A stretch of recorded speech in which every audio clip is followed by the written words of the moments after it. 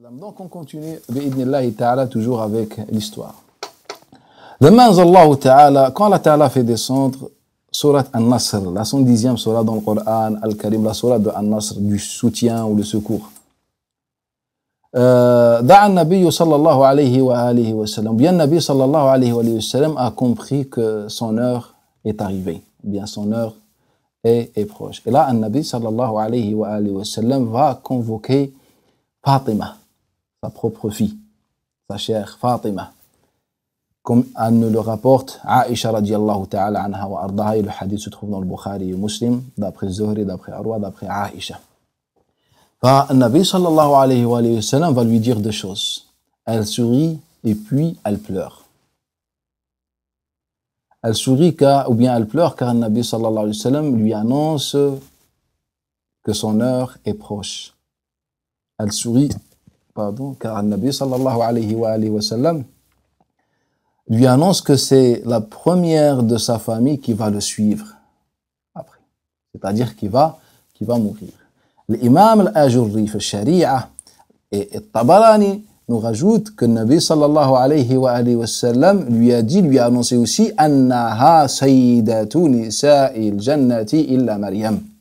Lui annonce que c'est la femme la plus élevée par Allah Ta'ala parmi les femmes du paradis, sauf Maryam alayha salam, la mère de Isa alayhi salatu wassalam. Donc Fatima c'est la meilleure femme, sauf qu'on ne fait pas la comparaison entre Fatima et Maryam. Sans comparaison, on dit ni Maryam est meilleure, ni Fatima est meilleure en suivant le hadith de Nabi sallallahu alayhi wa sallam. Donc c'est pour cela Fatima va pleurer car l'heure de Nabi sallallahu alayhi wa sallam est proche. Et elle est contente car elle va suivre Nabi sallallahu alayhi wa sallam, elle avait la certitude. Nabi sallallahu alayhi wa sallam, dans l'année de sa mort, il a reçu Jibril alayhi salam deux fois, ou bien il a étudié le Coran al-Karim avec Jibril alayhi salatu wa salam deux fois. En fait, Nabi sallallahu alayhi wa sallam avait trois parcours dans le Coran al-Karim. Chaque année, il étudiait avec Jibril alayhi salatu wa salam, comme il le rapporte Ibn Sa'd et les autres, le Coran al-Karim une fois. Et pendant Ramadan, une fois. Et la dernière année, Jibril alayhi salam, dans l'année est venu, ou bien a fait le Coran al-Karim avec Nabi sallallahu alayhi wa sallam deux fois. Et c'était une autre raison qui a fait comprendre au Nabi sallallahu alayhi wa sallam que son heure est proche. Comme il nous rapporte l'imam, par exemple, le Bukhari, dans son authentique, d'après Abdan, d'après Abdullah ibn Mubarak, d'après Yunus ibn Yazid, d'après l'imam Zuhri, d'après Ubaydullah ibn Abdullah ibn Utba ibn Mas'ud, d'après Abdullah ibn Abbas, كان رسول الله أجود الناس وكان أجود ما يكون في رمضان حين يلقاه جبريل فيدارسه القرآن فلا رسول الله أجود بالخير من الريح المرسلة. Dans ce hadith, Abdullah ibn Abbas nous dit que le Nabi sallallahu alayhi wa sallam était très généreux. Et surtout pendant Ramadan, lorsque Jibril alayhi salam venait pour étudier avec le Nabi sallallahu alayhi wa sallam le Coran al-Mudaras al-Mufa'ala, étudier entre deux personnes, entre Jibril alayhi salam et le Nabi sallallahu alayhi wa sallam. Et cela nous montre l'influence du Coran al-Karim dans notre vie. Car le Nabi sallallahu alayhi wa sallam, en étudiant le Coran avec Jibril alayhi salam, ça lui a donné encore plus cette qualité de sadaqa. Le Nabi sallallahu alayhi wa sallam était comme le vent. Il donnait. Sauf que pendant le mois de Ramadan, était encore plus, bien il donnait encore plus. Et ça, c'est les effets de Coran, les effets dans le Coran al-Karim. Donc, Jibril alayhi salam est venu deux fois, ou bien a fait le Coran al-Karim deux fois avec An-Nabi sallallahu alayhi wa sallam, après sa mort. Et depuis que le Nabi sallallahu alayhi wa sallam a reçu ce verset, ou bien cette surah, la surah de An-Nasr, le Nabi sallallahu alayhi wa sallam a augmenté al-istighfar. Il a commencé à faire plus de istighfar, car dans cette surah, Allah Ta'ala mentionne al-istighfar. Et c'est pour cela, les savants disent que la jeunesse, c'est pour l'adoration, pour veiller les jeunes, veiller la nuit et le jeûne, et la vieillesse, c'est pour les invocations et al-istighfar. Et aussi, le Nabi sallallahu alayhi wa sallam, dans les semaines qui ont précédé sa mort, il se rendait régulièrement à la mosquée ou bien au cimetière de Al-Baqir pour rendre visite aux musulmans, comme il nous le rapporte Malik d'après Alqama ibn Abi Alqama, d'après sa mère, d'après Aïcha. Il est rapporté, on le rapporte aussi, bien rapporte aussi Atta ibn Yasar d'après Aïcha radiyallahu anha, avec d'autres chaînes de transmission, comme le Nabi sallallahu alayhi wa sallam visitait régulièrement le cimetière de Al-Baqi', le cimetière de Al-Baqi', car il savait qu'il lui restait que très peu de temps pour les rejoindre. Et là, pendant un jour, pendant que le Nabi sallallahu alayhi wa sallam était dans la mosquée ou bien dans le Maqbara, le cimetière de Al-Baqi', a reçu le choix d'Allah Ta'ala entre vivre, rester dans la vie et venir mourir et venir vers Allah Ta'ala. Et le Nabi sallallahu alayhi wa sallam ikhtara rabbah. Le Nabi sallallahu alayhi wa sallam a choisi son Seigneur. Le Nabi sallallahu alayhi wa sallam voulait être plus proche d'Allah Ta'ala, plus proche d'Allah Ta'ala. C'est pour ça que le Nabi sallallahu alayhi wa sallam n'a pas choisi de rester plus dans le dunya, car il avait complété entièrement sa religion, et sa religion était parfaite pour ceux qui veulent sortir des ténèbres vers la lumière. Al-Nabi sallallahu alayhi wa sallam, pendant le jour aussi qui ont précédé sa mort, il sortait tous ses biens, ce qu'il possédait, pour donner aux musulmans, pour donner aux pauvres. Et parmi ce qu'il restait au prophète sallallahu alayhi wa sallam, comme il nous le rapporte Abdullah ibn Abi Mulaykata, d'après Aïcha radiallahu anha, il restait quelques dinars. Quelques dinars. Et le Nabi sallallahu alayhi wa sallam a dit à Aïcha, donne-moi ces dinars. Et elle lui a donné les dinars. Et puis il les a dépensés pour le fuqara. Et puis il lui a dit, Al-an astaraht. Là, enfin, je suis tranquille. Regardez cette éthique de Nabi sallallahu alayhi wa sallam, car ce qu'on possède dans le dunya sera contre nous, pour nous, dans le jugement dernier. Donc il faut bien le donner pour être tranquille. Le jugement dernier, c'est ça l'éthique de Nabi sallallahu alayhi wa sallam. Et puis un jour, le Nabi sallallahu alayhi wa sallam rentre chez Aïcha radiallahu anha en lui disant, wa ra'sah, oh ma tête, wa ra'sah. Wa ra'sah. Et c'était le début de la maladie de Nabi sallallahu alayhi wa sallam, qui va durer 13 jours. Nabi sallallahu alayhi wa sallam est tombé malade 13 jours. Vraiment, la maladie a intensifié 13 jours avant sa mort. Puis Aïcha radiallahu anha nous a dit, thumma ishtaddat bihi al-humma. Et puis la fièvre a augmenté.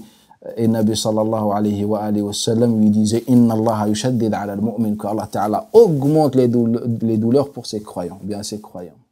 Et c'est ça la sunna d'Allah ta'ala. Plus on est élevé dans le degré de la foi, plus Allah Ta'ala augmente nos douleurs.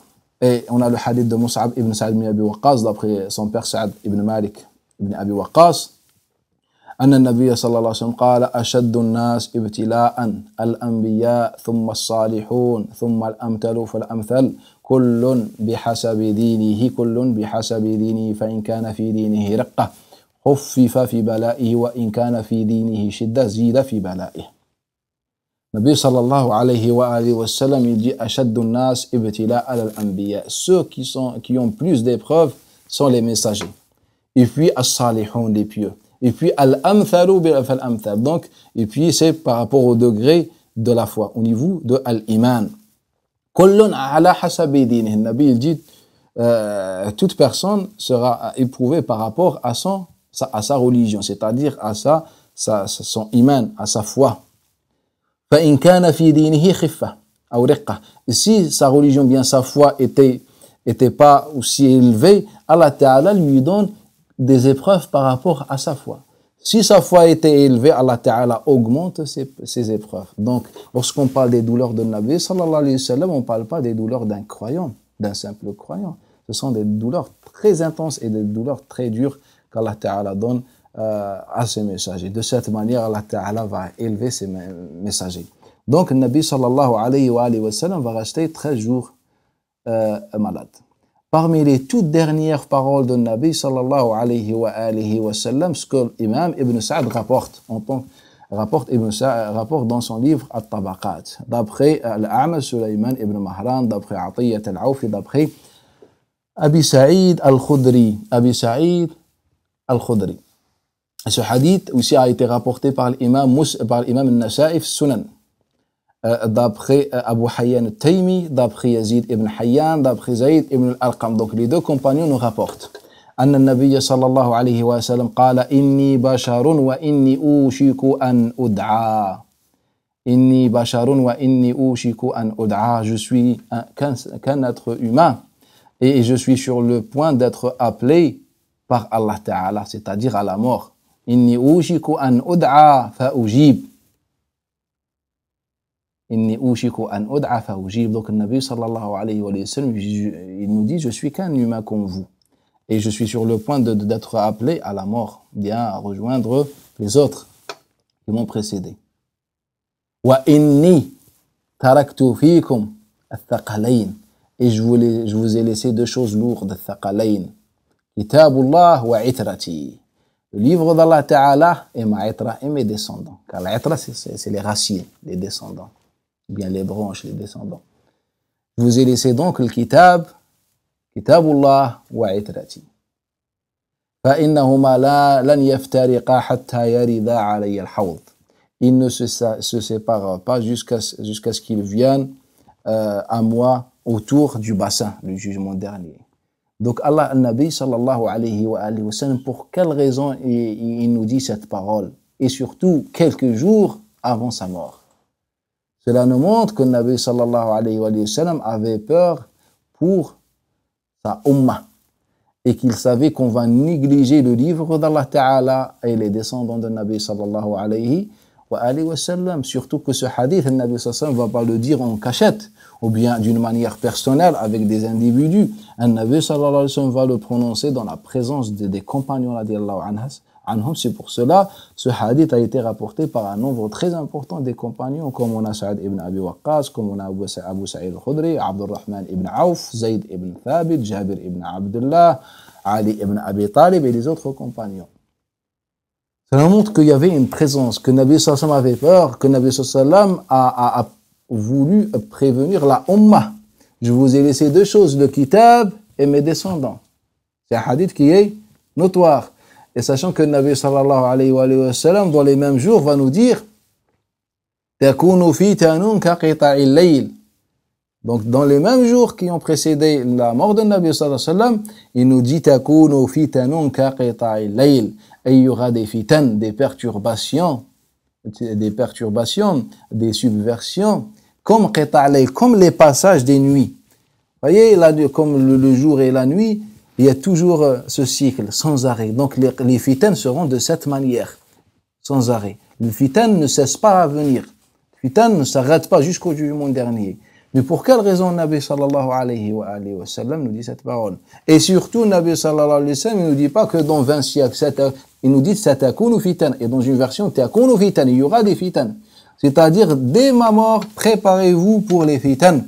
Et Nabi sallallahu alayhi wa sallam précède cette parole en nous disant Kitabullah wa itrati, et le hadith de l'fitan est rapporté par Nu'man ibn Bashir et d'après lui l'imam al-Hassan al-Basri, est rapporté aussi par Abu Huraira et d'après lui l'Ala ibn Abdurrahman d'après son père, a été rapporté aussi d'après Abdullah ibn Awfa, est rapporté aussi d'après Muhammad ibn Maslama, est rapporté par beaucoup des compagnons. Donc cela que nous montre que le Nabi sallallahu alayhi wa sallam a prononcé cette parole dans la présence des compagnons. C'est-à-dire, il est dans un contexte pour prévenir la ummah, pour avertir la ummah. Faites attention de le fitna. Prenez garde qu'il y aura le fitna. Et dans cette fitna, Nabi sallallahu alayhi wa sallam dit que le fitna sera notoire, elle ne s'arrête pas. Le Nabi sallallahu alayhi wa sallam, dans ce hadith, il dit فَاكْسِرُوا سُيُوفَكُمْ, cassez vos épées. Dans la fitna, il faut casser l'épée. Le Nabi sallallahu alayhi wa sallam nous dit. Le Nabi sallallahu alayhi wa sallam nous dit كُونُوا كَخَيْرِ ibn Adam, soyez comme le meilleur des fils de Adam alayhi as-salatu wassalam. Dans l'histoire de Qabil et Habil, lorsque Qabil a assassiné Habil, nous dit soyez comme Habil, laissez casser les épées, jetez les épées. Nabi sallallahu alayhi wa sallam nous dit, car Nabi sallallahu alayhi wa sallam a voulu nous préparer pour une fitna qui va arriver, pour une fitna qui va arriver. Donc c'est pour ça le Nabi sallallahu alayhi wa sallam, avant sa mort, les jours qui ont précédé sa mort, on a remarqué que le Nabi sallallahu alayhi wa sallam a dit beaucoup de paroles. Comme le Nabi sallallahu alayhi wa sallam, il va nous parler, il va convoquer les compagnons radiyallahu ta'ala anhum wa ardahum un jour de jeudi. Un jour de jeudi, et ce jour qui a marqué l'histoire de l'islam jusqu'à maintenant. Ce jour qui a marqué l'histoire de l'islam jusqu'à maintenant, et cela on va le voir plus tard, incha'Allah ta'ala. Astaghfirullah al-azim, subhanahu wa ta'ala, nashhadu an la ilaha illa anta, astaghfiruka wa atubu ilayk.